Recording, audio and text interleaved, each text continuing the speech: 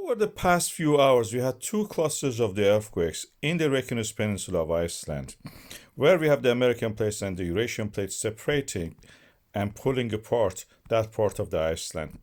These two earthquake clusters, you can see them. They are clustering at two locations. One is in the Krýsuvík volcanic system and the other one is the Brennisteinsfjöll volcanic system. They're normal in that sense that they're happening all the time. And up to now, I would have said that these are tectonic. But when we look at the depth and the magnitude of these earthquakes, as I have shown it here, they look at a decrease in depth from 4 even to 1 kilometers, and the magnitude is quite tiny. If this is the case, I would call it these are the earthquakes created by the propagation or propagated by the movement of the magma propagated earthquakes, I would call them, fractures in that ground. And we have evidence further to show that there is a movement of magma.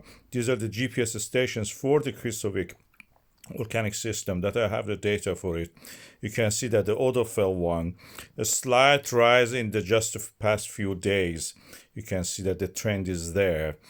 And in the other one, this is the Odafell still, and in the next one you can see the more pronounced rise in the GPS data, which shows the distance between the ground surface and the satellite. That's due to the accumulation of the magma in this area, at least as much as we know. And there is an upward trend. Further to that, when we plot them on the map, we can see clusters of the land rise, magma accumulation, in 4 different regions. If you go in more detail, we can see more than that. These are just the 4 I'm showing now here.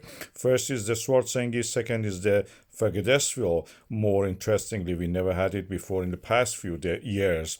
This is the Krýsuvík, and then Brennisteinsfjöll. We can see the this magma accumulation by the GPS data shown this way. This is just the data for the past few days. You can see that.